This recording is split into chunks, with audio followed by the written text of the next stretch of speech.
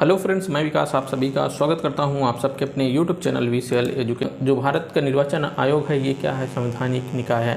संवैधानिक निकाय में हमने 2-3 चीज़ें पढ़ा चुका हैं और 2-3 चीज़ें क्या क्या महान न्यायवादी वाला सेशन और नियंत्रक महालेखा परीक्षक वाला और एक महाअधिवक्ता वाला सेशन हमने तीन सेशन ले चुके हैं और इसमें ये वाला सेशन हो गया। इसके बाद लोक सेवा आयोग आ जाएगा और SC ST वाला आ जाएगा और 1-2 हैं उसको ही पढ़ा देंगे, मतलब उसको भी वीडियो आपको पड़ जाएगा। तो चलिए आज वाला जो सेशन है इसको भारत का निर्वाचन आयोग, इसके बारे में जानने की कोशिश करें। तो भारत का निर्वाचन आयोग इसकी स्थापना कब होती है? इसकी स्थापना होती है अपना 25 जनवरी 1950 को। इसकी स्थापना कब की जाती है? 25 जनवरी 1950 को इसकी स्थापना की जाती है। और ये भारत का निर्वाचन आयोग क्या है? एक संवैधानिक निकाय है। मैंने पहले बताया जो कॉन्स्टिट्यूशन बॉडी के अंतर्गत पढ़ रहे हैं, संवैधानिक निकाय के अंतर्गत पढ़ रहे हैं क्या? तो भारत का जो निर्वाचन आयोग है ये क्या है? एक संवैधानिक निकाय है। इसकी स्थापना 1950 में की गई थी और ये एक स्वतंत्र निकाय है, मतलब एक स्वतंत्र निकाय है। इसका गठन क्यों किया गया भाई? इसका गठन इसलिए किया गया कि जो प्रातिनिधिक संस्थाएं हैं उसमें जो प्रतिनिधि होते हैं उन प्रतिनिधियों का चुनाव निष्पक्ष तरीके से किया जाए, उसके लिए एक संस्था ऐसी बनाई जाए। तो वो संस्था कौन बनाई गई? वो संस्था भारत का निर्वाचन आयोग बनाया गया। तो इस निर्वाचन आयोग को बनाया तो गया और बनाने के बाद इसको स्वतंत्र भी रखा गया। बनाते वक्त इसको स्वतंत्र रखा गया क्योंकि इस पर कोई भी जो संस्था है, जो प्रतिनिधि संस्था है, कोई भी ऐसा इस पर क्या दबाव ना डाल सके और जिन लोगों का चुनाव हो वो निष्पक्ष तरीके से चुनाव और स्वतंत्र तरीके से हो सके। इसलिए इस जो निर्वाचन आयोग है, जो भारत का निर्वाचन आयोग है, इसको क्या बनाया गया? एकदम स्वतंत्र बनाया गया।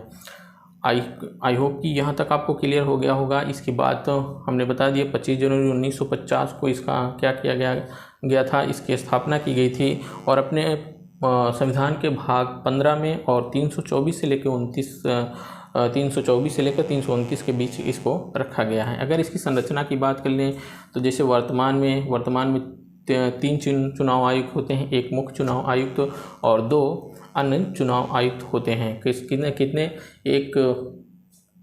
एक मुख्य चुनाव आयुक्त और 2 अन्य चुनाव आयुक्त होते हैं। उसके बाद हम बात कर लें तो जो 1950 में जब हमारा निर्वाचन आयोग बना था तब उस समय क्या था? एक सदस्यीय निकाय के रूप में ये जो निर्वाचन आयोग था वो काम कर रहा था। एक सदस्यीय निकाय मतलब एक ही सदस्य उसमें मेन होता था, लेकिन इस समय एक सदस्य मेन होगा और 2 उनकी सहायता करने के लिए होंगे। तो अब ये बात कब होती है? 1950 से लेकर के 15 अक्टूबर 1989 तक ऐसे ही चलता रहा, मतलब एक ही सदस्यीय निकाय के रूप में जो निर्वाचन आयोग था वो काम करता रहा। अब उसके बाद क्या होता है? 61वां संविधान संशोधन होता है। 21 वर्ष से जो मतदान देने की उम्र होती है उसको 18 वर्ष कर दिया जाता है। जब 21 वर्ष मतदान देने की उम्र को 18 वर्ष कर दिया जाता है तो उसके बाद जो चुनाव आयुक्त होते हैं उनके भार को कम करने के लिए क्या किया जाता है कि 2 अन्य चुनाव आयुक्तों का भी नियुक्ति की जाती है। 2 अन्य चुनाव आयुक्तों के नियुक्ति कब? 16 अक्टूबर 1989 को राष्ट्रपति के द्वारा 2 अन्य चुनाव आयुक्तों की नियुक्ति और एक मुख्य चुनाव आयुक्त, मतलब 3 सदस्यीय चुनाव आयुक्त बनाए जाते हैं। जैसे उसमें जो RVS शास्त्री थे वो मुख्य चुनाव आयुक्त बनाए जाते हैं उस समय, और उसके बाद धनोआ और सहगल जो थे 2 अन्य चुनाव आयुक्त बनाते हैं। लेकिन 2 जनवरी 1990 से 30 सितंबर 1993 तक फिर यह एकल सदस्यीय रूप में काम किया, मतलब जो अपना जो निर्वाचन आयोग था एकल सदस्यीय के रूप में फिर 1993 तक काम करता रहा। उसके बाद 1 अक्टूबर 1993 से लेकर के जो अपना निर्वाचन आयोग है वो 3 सदस्यीय बना दिया गया। 3 सदस्यीय बनाने के बाद फिर वो 30 सदस्यीय काम करना चालू कर दिया। उसके बाद अगर हम नियुक्ति की बात कर लें, जो निर्वाचन आयोग की नियुक्ति होती है वो नियुक्ति कौन करता है? नियुक्ति करता है अपना राष्ट्रपति। राष्ट्रपति क्या करेगा? निर्वाचन आयोग की नियुक्ति करेगा। कार्यकाल की बात करोगे तो जो 6 वर्ष तक इनका कार्यकाल होता है। मुख्य निर्वाचन आयोग की बात करोगे, जो मुख्य निर्वाचन आयुक्त की बात करोगे तो उसका 6 वर्ष तक कार्यकाल और 65 वर्ष उम्र होती है। दो चीज़ें यहाँ देखने की कोशिश करेगा तो थोड़ा सा कन्फ्यूजन जो क्रिएट कर सकता है कभी छोटे एग्ज़ामों के लिए जो भी होते हैं। तो इसमें जो मुख्य चुनाव आयुक्त होता है उसके लिए 6 वर्ष और 65 वर्ष उसकी उम्र सीमा होती है। मतलब वर्ष जो भी इसमें से पहले कंप्लीट होगा उसके हिसाब से वो पद से हटना पड़ेगा उसे, या तो उसका 6 वर्ष कार्यकाल हो गया हो कंप्लीट, या तो उसका 65 वर्ष उसकी उम्र हो गई हो कंप्लीट। और यही दो जो अन्य चुनाव आयुक्त हैं उनको नियुक्त किया गया है, दो अन्य चुनाव आयुक्त हैं उनको नियुक्त किया गया है, तो उनके लिए 6 वर्ष और 62 वर्ष की उम्र होती है पद से हटने के लिए। आई होप कि यहाँ तक क्लियर हो गया होगा। मतलब 6 वर्ष और 62 वर्ष इसमें से जो भी कुछ पहले कंप्लीट होता है उसके हिसाब से वो अपने पद से हट जाएगा। वेतन और भत्ते की बात कर लें, अगर मुख्य चुनाव आयुक्त या चुनाव आयुक्त की वेतन की बात कर लें तो जो न्यायालय होता है, जो अपना सर्वोच्च न्यायालय होता है, सर्वोच्च न्यायालय के न्यायाधीश के बराबर इसको वेतन दिया जाता है। मुख्य चुनाव आयुक्त एवं जो चुनाव आयुक्त के सदस्य होते हैं, चुनाव आयुक्त होते हैं, उनको जो वेतन दिया जाता है वो अपने संचित निधि से दिया जाता है। अच्छा, एक चीज़ आती है जो संचित भारित व्यय। भारित व्यय क्या होता है? भारित व्यय का मतलब ये होता है कि वो धन पे आप संसद में बहस तो कर सकते हैं लेकिन उस पर वोटिंग करने का अधिकार नहीं। मतलब उस पर वोटिंग नहीं हो सकती, बहस हो सकती है संसद में। भारित व्यय का मतलब होता है कहीं पे आपको मिलता है। तो हटाने की प्रक्रिया क्या है? अगर हटाने की प्रक्रिया, इसको इतना स्वतंत्र नहीं रखा गया। क्यों?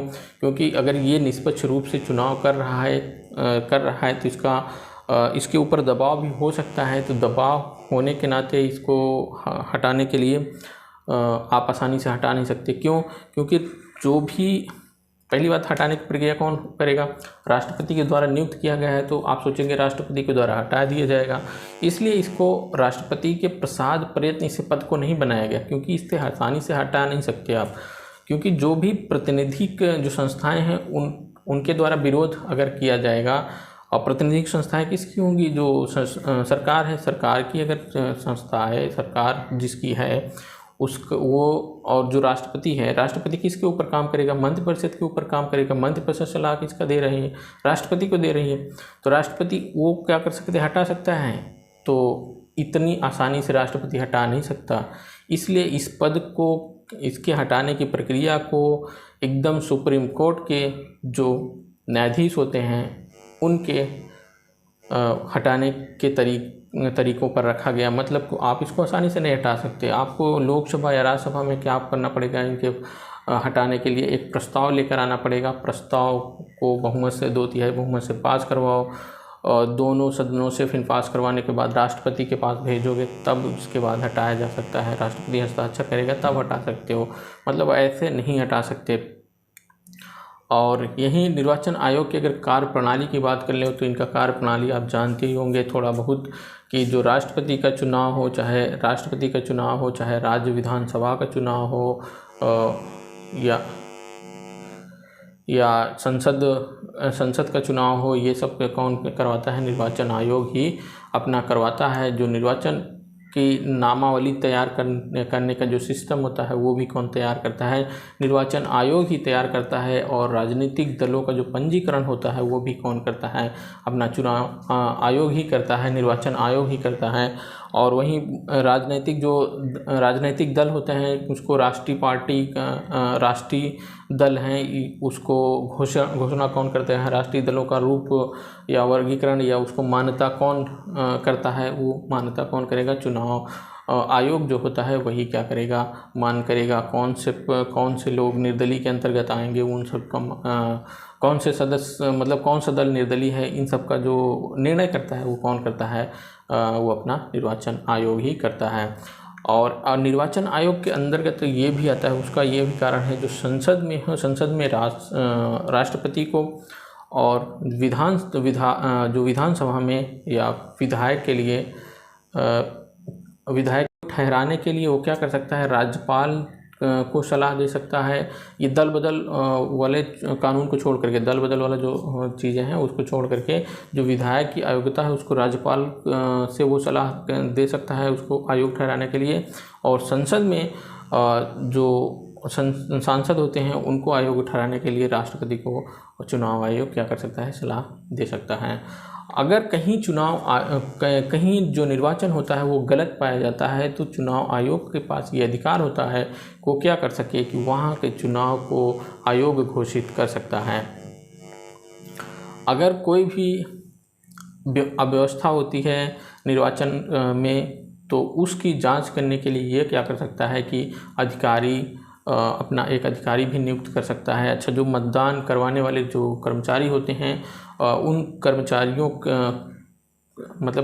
कर्मचारी के लिए वो कहाँ निर्वाचन आयोग किसके पास जाता है, राज्यपाल के पास जाता है। और वहाँ और केंद्र में कहाँ, या तो राष्ट्रपति के पास जाता है या तो राज्यपाल के पास जाता है, किसके, कर्मचारियों के लिए। और अगर मतदान हो रहा है, लूटपाट हो जाए मतदान पे, अगर मतदान पर लूटपाट हो जाती है तो निर्वाचन आयोग क्या कर सकता है कि उस बूथ का मतदान जहाँ जिस बूथ पे है उस बूथ के मतदान को रद्द भी कर सकता है। ये क्या होता है कि ये चुनाव आयोग के अंतर्गत आता है। आई होप कि यहाँ तक क्लियर हो गया होगा। और हमने ये बताया कि जो कर्मचारियों की आवश्यकता होती है तो निर्वाचन आयोग किससे कहता है, राष्ट्रपति से कहता है या तो राज्यपाल से कहता है। इसके बाद हम बात कर लें इसकी स्वतंत्रता के लिए संविधान में क्या प्रावधान किए गए हैं। इसकी स्वतंत्रता के लिए क्या प्रावधान किए गए हैं उसके बारे में अगर हम जानने की कोशिश करें तो संविधान के अनुच्छेद 324 में चुनाव आयोग की स्वतंत्रता व निष्पक्ष कार्य करने का वर्णन किया गया है।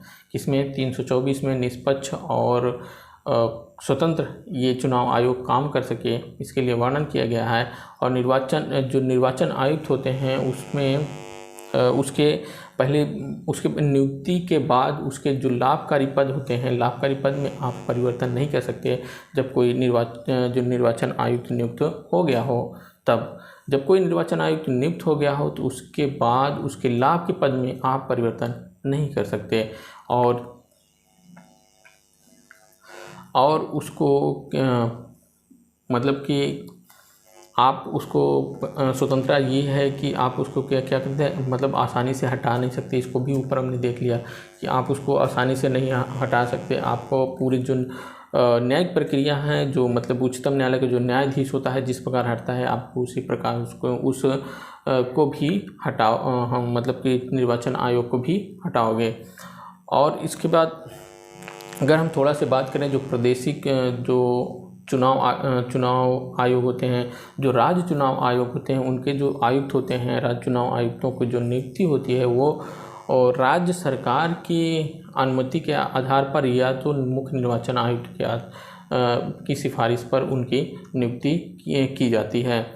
और उसके बाद अगर हम थोड़ा सा इसमें दोष की बात कर लें तो पहली बात जो चुनाव आयुक्त होता है उसके निर्वाचन आयोग के जो सदस्य होते हैं उनकी अहर्ता के बारे में अपना कॉन्स्टिट्यूशन में कोई प्रावधान नहीं किया गया है। उसके विधिक और शैक्षणिक और प्रशासनिक या न्यायिक कोई प्रावधान नहीं किया गया है। और ये भी प्रावधान नहीं किया गया है कि वो अपने पद से हटने के बाद किसी पद को धारण करेगा या नहीं करेगा, इसका भी वर्णन नहीं किया गया है। जैसे कि हमने पिछले वाले सेशन में देखा था, वो उसमें क्या किया गया था, उसको अपने पद से हट सकता है तो वो अपना कोई भी पद लाभ का पद धारण नहीं कर सकता। लेकिन इसमें ऐसा कुछ नहीं किया गया है। जो निर्वाचन आयुक्त होता है उसके लिए ऐसा कोई भी प्रावधान नहीं किया गया है।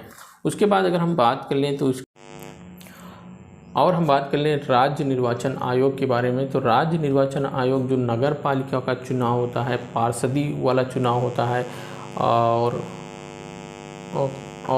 जो पंचायत चुनाव होते हैं ये राज्य निर्वाचन आयोग के अंतर्गत आते हैं। राज्य क्या करता है, इन पर अपने मतलब राज्य इन सारे चुनावों को करवाता है। उसके बाद अगर बात कर ले जो पीठासीन अधिकारी जो बनाए जाते हैं, पीठासीन अधिकारी जो जिला लेवल पे होता है, जिला लेवल का कलेक्टर जो होता है, कलेक्टर को अधिकारी बनाया जाता है। क्या निर्वाचन अधिकारी किसको बनाया जाता है, जो जिला स्तर पर कलेक्टर होता है उसको निर्वाचन अधिकारी बनाया जाता है, और वो क्या करता है कि वो जिले के जो प्रत्येक निर्वाचन क्षेत्र होते हैं वो निर्वाचन क्षेत्र का निर्वाचन अधिकारी और प्रत्येक मतदान केंद्र पर पीठासीन अधिकारी कौन नियुक्त करता है, जिला कलेक्टर नियुक्त करता है।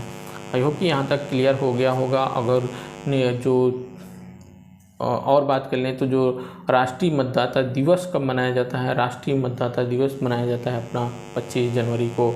और एक चीज़ 61वें संविधान संशोधन के अंतर्गत क्या किया गया था, 21 वर्ष से आयु को मतदान देने की उम्र 21 वर्ष से घटा करके 18 वर्ष की गई थी।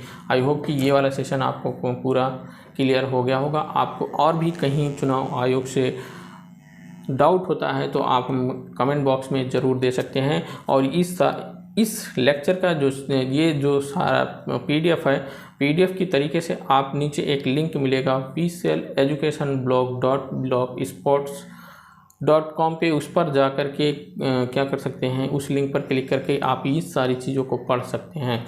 तो आई होप कि आपको ये सेशन पसंद आया होगा। अगले वाले सेशन में फिर मिलते हैं, तब तक के लिए जय हिंद।